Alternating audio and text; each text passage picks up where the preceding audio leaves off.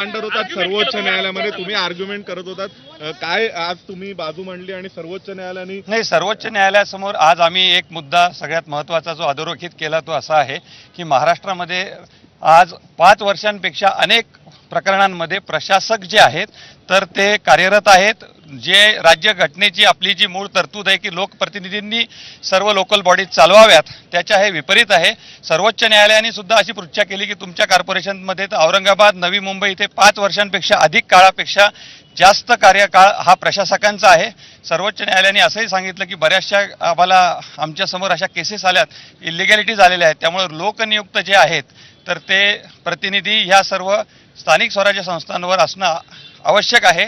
त्यानंतर सर्व पक्षांनी सर्वोच्च न्यायालयाने विचारलं की इलेक्शन्स घेण्याला कोणाचा विरोध आहे का, तर सर्व पक्षांनी आज असं सांगितलं की इलेक्शन्स घेण्याला कोणाचाही विरोध नाही, फक्त लवकरात लवकर व्हाव्यात आणि या राज्य निवडणूक आयोगाच्या माध्यमाने व्हाव्यात, कारण राज्य सरकारने त्यांचे अधिकार काढून घेतलेले आहेत. तर सर्वोच्च न्यायालयाने आज सर्व बाजूंचं म्हणणं ऐकून घेतलं. त्यामध्ये एक मुख्य मुद्दा जो ओबीसी आरक्षणाचा होता, बांटिया कमिशनमध्ये आपण सकाळीच बोलल्याप्रमाणे काही जागा या कमी केलेल्या होत्या, तर त्या जागा ज्या आहेत त्या आता पूर्वस्थितीला नेऊन ठेवल्यात. सर्वोच्च न्यायालयाने असं सांगितलं की ओबीसींना 2022 पूर्वी जे राजकीय आरक्षण होतं सध्या तेच राजकीय आरक्षण परत देण्यात यावं आणि 4 आठवड्यांच्या आत सर्व ज्या निवडणुका आहेत तर त्या राज्य निवडणूक आयोगाने घोषित कराव्यात. त्याचबरोबर काही मुद्दे होते, वेळ मुदत दिली गेली आहे का? त्यानंतर 4 महिन्यांच्या आत राज्य निवडणूक आयोगाला या सगळ्या इलेक्शनची प्रोसेस सुद्धा कंप्लीट करायला सांगितलंय आणि राज्य सरकारला सुद्धा अशाच स्वरूपाचे आदेश आता देण्यात आलेले आहेत. त्यामुळे सगळ्यात महत्त्वाचा भाग असा आहे की एवढ्या कालमर्यादेत हे सगळं करायचं असल्यामुळे आता राज्य सरकारला फार काही कायद्याने चेंजेस करण्याची आता कोणाला मुभा राहिलेली नाहीये. लवकरात लवकर हे इलेक्शन्स नोटिफाय करायला लागतील. जी नोटिफिकेशन निघालेली होती त्याचं काय होणार?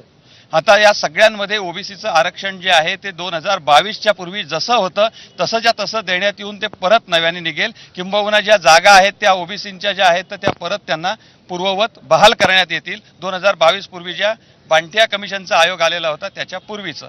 आता सगळ्यात महत्त्वाचा भाग असा आहे की राज्य निवडणूक आयोगाला असं सुद्धा मुभा देण्यात आलेली आहे की जिथे जिथे निवडणुका त्यांना घेणं शक्य नाही आहे त्या ठिकाणी निवडणुका ज्या आहेत तर त्या घेण्यासाठीची मुदत वाढवून घेण्यासाठीचा अर्ज सर्वोच्च न्यायालयासमोर राज्य निवडणूक आयोगाला करता येईल. म्हणजे याचा सरळ अर्थ असा आहे की 4 आठवड्यांच्या आत आता जिथे जिथे तयारी झालेली आहे तिथे राज्य निवडणूक आयोगाला इलेक्शन्स हे नोटिफाय करावेच लागतील.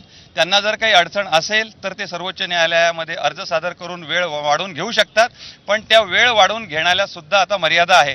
सर्वोच्च न्यायालयासमोर जे आज मत प्रदर्शन माननीय सर्वोच्च न्यायालयाने केलं ते पूर्णतः लोकशाहीच्या बाजूने किंवा संविधानाच्या बाजूने किंवा त्याचे जे अधिकार होते संविधानात्मक जे अधिकार आहेत की ज्या लोकल डीप रूटेडली डेमोक्रेसी आहे तर त्या जी आपलं 73वी आणि 74वी घटना दुरुस्ती जी झालेली आहे तिच्या मूळ हेतूलाच हरताळ फासला जातो अशा प्रकारचा प्रश्न सुद्धा माननीय सर्वोच्च न्यायालयाने विचारला आणि राज्य सरकारला त्यांनी विशेषतः विचारलं की ह्या निवडणुका पूर्वीच्या पद्धतीने घ्यायला तुम्हाला काही आक्षेप आहे का.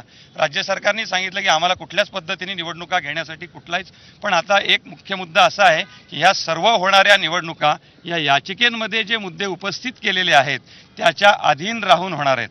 म्हणजे याचिकेमध्ये प्रभाग रचना पूर्वीची का आताची, कमी सदस्य संख्या का जास्त सदस्य संख्या, त्यानंतर राज्य निवडणूक आयोगाने करायची का ही, या सगळ्या गोष्टी ज्या आहेत तर ते सर्वोच्च न्यायालय त्या तपासणार आहे. त्या आजच्या तारखेला त्याच्यावर निर्णय झाला असं होत नाही, पण सर्वोच्च न्यायालयाने सर्व बाजूंचं म्हणजे जेवढ्या पार्टीज तिथे हजर होता त्यांचं अभिनंदनही केलं की डेमोक्रेसीसाठी इलेक्शन्स घेण्याबद्दल सगळ्यांनी एकमत दाखवलं. हे आम्हाला ऐकून खूप चांगलं वाटलं. अशी प्रतिक्रिया सुद्धा सर्वोच्च न्यायालयाने दिली.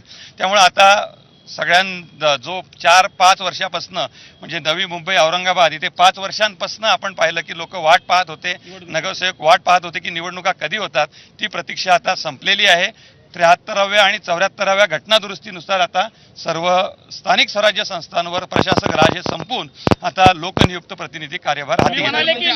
निवडणूक जर लांबवायची असेल तर त्यासाठी अर्ज करता येईल असं तुम्ही म्हणाले. जुन्या पद्धतीनुसारच होईल, 2022च्या आधी जी काही पद्धत होती त्यानुसार सध्या होईल. आता मी पहिला यांचा प्रश्न जो आहे तर तो राज्य निवडणूक आयोगाला मुदत वाढ घेता येईल तर 4 महिन्याची आउटर लिमिट आहे त्यांना दिलेली. आपल्याला एक माहिती आहे की पूर्वी नगरपालिका महानगरपालिका अशा टप्प्याटप्प्याने निवडणुका होत असत. एकाच वेळी सर्व निवडणुका घेणे हे प्रशासकीय यंत्रणेला कितपत शक्य आहे याबद्दल साशंकता आहे. त्यामुळं मला असं वाटतं की ते फेज वाईज मॅनरनी घेतील की आम्ही एवढ्या इलेक्शन्स घेतलेल्या आहेत आणि या इलेक्शन्सला वेळ द्या अशा स्वरूपाचंच फक्त ती मुदतवाढ मिळेल. एक स्ट्रोक मुदतवाढ मिळेल असं मला वाटतं. पावसाळ्यात देखील काही ठिकाणच्या निवडणुका होतील निश्चित असं म्हणायचं. पावसाळ्यात सुद्धा होऊ शकतील कारण त्या नोटिफायच करायचे बरोबर, निर्देश म्हणजे साधारण ज्या ठिकाणी पाऊस मुदतवाढ 4 महिन्यापेक्षा अधिकची नसेल. 4 महिने ही आउटर लिमिट आहे. त्यानंतर टप्प्याटप्प्याने त्यांना मुदतवाढ मिळू शकते, पण मूळ मुदतवाढ ही मूळ मुदतीपेक्षा थोड्याफार काळासाठी जास्त असू शकते, त्याच्या दुप्पट टिप्पणी असू शकत नाही. सर तुमच्या चेहऱ्यावरती आनंद दिसतोय. खूप मोठा आनंद आहे कारण फार वेळेस आपण तुम्ही कोर्टात येताय. नाही आम्ही आपण लावून धरलं सगळ्यांनी सहकार्यांनी. आज सर्वोच्च न्यायालयाने सुद्धा मुख्य मुद्दा एक केला, इलेक्शन्स आधी होऊ द्या. इलेक्शन झालं मग बाकीचे सगळे प्रश्न आपण आता नंतर सुनावणीसाठी घेऊ.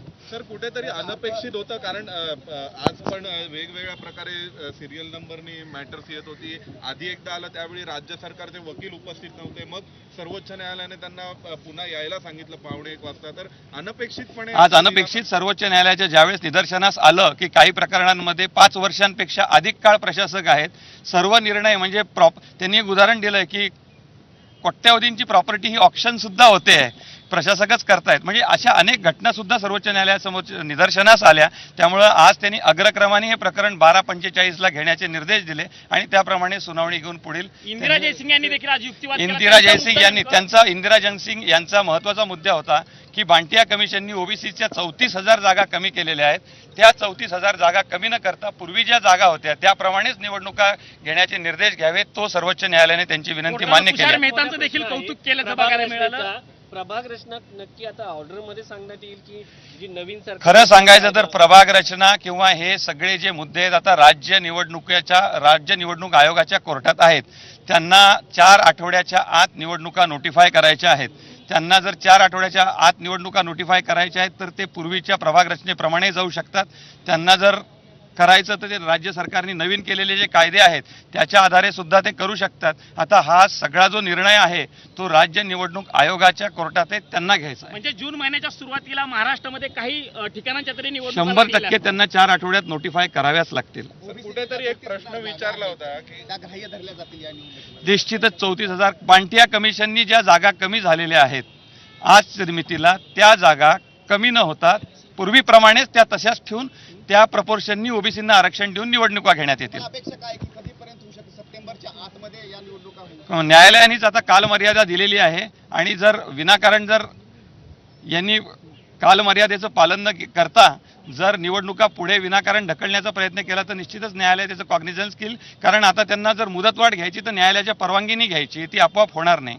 तर यापूर्वी सर्वोच्च न्यायालयाचं कारण देऊन जी स्थगिती राहिली होती तर तो स्टे हटवलेला आहे. परंतु सर्व प्रकारचे अधिकार म्हणजे जे वादाचे मुद्दे त्याविषयीचे सर्व अधिकार हे राज्य सरकारला मिळालेत असं म्हणू शकतो. नाही, खरं सांगायचं तर वादाचे जेवढे मुद्दे आहेत ते सुनावणीसाठी प्रलंबित आहे. त्याच्यावर सुट्टीनंतर सुनावणी होईल.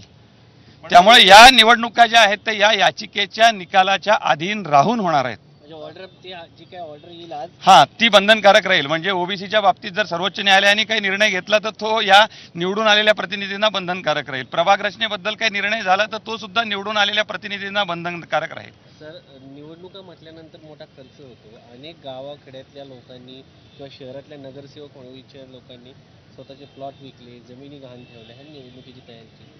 आता त्यांच्यासाठी दिलासा म्हणावा लागेल, त्यांनी तयारी मी पाहिलं कोविडच्या काळामध्ये अनेक ठिकाणी जे आहेत त्या नगरसेवकांनी माजी नगरसेवकांनी स्वतःच्या खिशातनं खर्च करून निवडणुकीसाठी तयारी नुसती निवडणुकीसाठीच नाही केली तर समाजसेवेसाठी खूप जणांनी सुद्धा खूप काम केलं. टँकर पुरवतात. आता त्या सगळ्यांना फार मोठा दिलासा मिळाला असं मी म्हणू शकेल कारण मला प्रत्यक्ष ग्राउंड रियालिटी माहिती आहे, प्रत्यक्ष परिस्थिती माहिती आहे. Thank you so much sir. Hindi दादा बोल ना, हे प्रशांत राऊत.